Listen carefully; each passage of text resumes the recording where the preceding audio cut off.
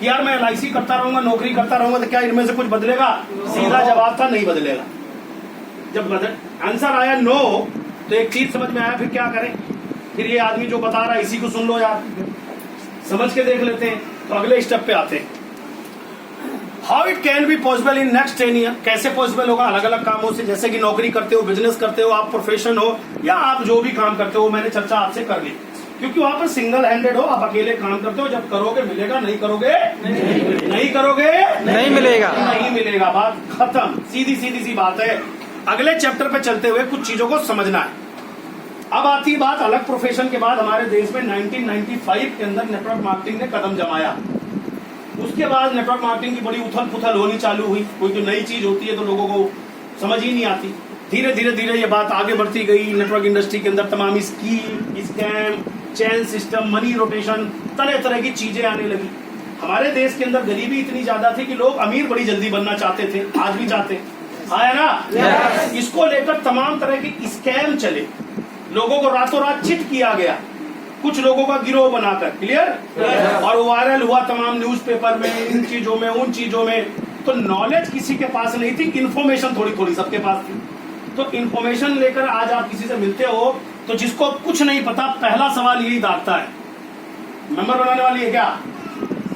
अब उससे पूछो मेंबर बनाने वाली ये क्या होती है? बोले ये तो मुझे भी नहीं पता, पड़ोस वाला बीमार होता है। हेलो, आया ना? नॉलेज नहीं है उसको, लेकिन उसने सुना है। अब सुना है और सुनी सुनाई चीज तो कुछ भी हो सकती है। क्लियर हो गई बात? तो नेटवर्क मार्केटिंग, जिस इंडस्ट्री की मैं बात कर रहा हूँ, ये इंडस्ट्री बहुत बड़ी है। जैसे ऑटो इंडस्ट्री है, मोबाइल इंडस्ट्री है, कम्युनिकेशन है ना, है नहीं है? इंश्योरेंस इंडस्ट्री है, सब इंडस्ट्री बहुत बड़ी इंडस्ट्री है। उसमें गवर्नमेंट, प्राइवेट, हर तरह की कंपनियां हैं। तो इसी तरह इस इंडस्ट्री के अंदर आपको चुनाव कैसे करना, किसी भी कंपनी को चुनाव करना चाहिए। क्योंकि देखिए 90% लोग रातों रात अमीर बनना चाहते हैं। उन्हें अपने से, अपने माँ बाप से, अपने परिवार से, अपने जीवन से कोई संबंध नहीं है, चाहे बाहर बंदा बंदूक लेके खड़ा हो 4 दिन बाद। क्या आप ऐसी कैटेगरी में से बिलोंग करते हैं? नो, मैं भी नहीं करता था। क्योंकि माँ बाप के पास कुछ नहीं था भैया, इज्जत के अलावा, तो मेहनत से पैसा कमा के रिस्पेक्ट के साथ पूरे देश में जाना चाहते थे, आया ना? और उस काम में मजा तब है कि जब लगे ना किसी का और कमाए लोग, आया ना? तो my dear friend, network marketing का चुनाव करने के लिए सबसे पहले क्या जरूरी है? V4 प्रोफाइल की वो कंपनी का मकसद क्या है, वो कंपनी खोलने का। कंपनी मैंने तो नहीं खोली वेस्टीज, या कोई भी कंपनी जो भी चलती है, कोई तो चलाता है उसको। उस कंपनी को चालू करने का एक्चुअल मकसद क्या है, उस कंपनी के ओनर का, उसका बैकग्राउंड क्या है, वो करता क्या था, उसने वो काम छोड़ के ये काम क्यों किया, ये जानना हमारा आपका फर्ज है। हेलो, समझ में आया? ये नहीं कि कंपनी आ गई, कंपनी हो गई। अरे कंपनी तो मैं भी बना दूं, अभी कल बना दूं। एक सॉफ्टवेयर, एक कमरा लेना, 4 बच्चे बिठाने, हो गई कंपनी बन गई। है जी? बात समझ में आई? ओके।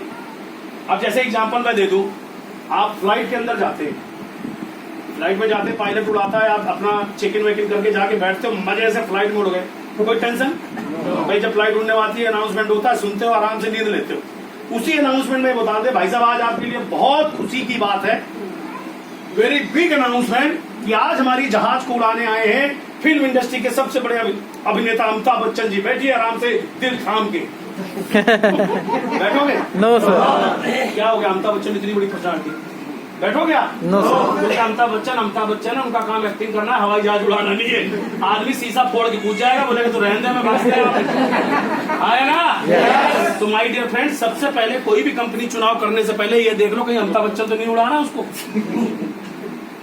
ज्यादातर लोग इसके शिकार हो। वेस्टीज की शुरुआत 2004 में हुई। बाली जी ने नेटवर्क मार्केटिंग को ही जिया था, और जो कमियां उनके अंदर थी, क्योंकि मालिक वो काम कर सकता है जो बाकी चीजों में कमी हो सुधार कर ले, आया ना? समझ में आया?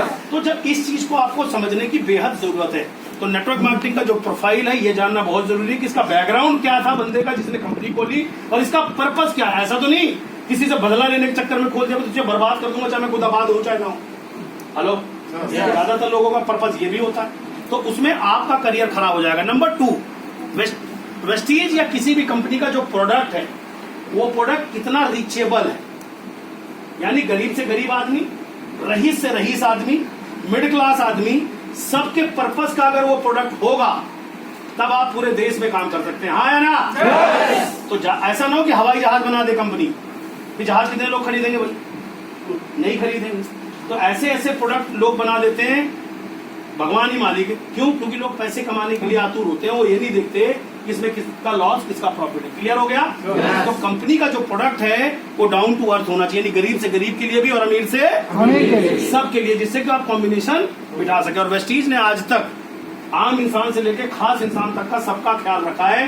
जितने आपका भूता हो उतने से शुरू करो, एक दिन जब आप रईस बन जाओगे तो ऑटोमेटिक आप अच्छी चीजें यूज करो, आया ना? जब मैं वेस्टीज में आया था तो मेरे घर में जो भी सामान लगता था, मुझे आज भी याद है, 1200-1300 रुपए में सब सामान आ गया। मेरी औकात भी नहीं थी इससे ज्यादा कुछ खरीदने की। अगर उसी कंपनी में आज 5000 रुपए 6000 रुपए लग रहे होते तो क्या मैं शुरू कर पाता? नहीं कर पाता।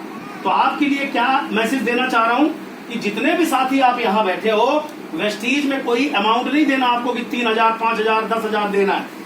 आपका परिवार कितना बड़ा है, आपके घर में लगता क्या है, कितने का लगता है, जो आपको लेकर आए और लिस्ट पर लिखा होता है वो सामान लेके आपका वेस्टीज रजिस्ट्रेशन पूरे देश के लिए फ्री ऑफ कॉस्ट शुरू हो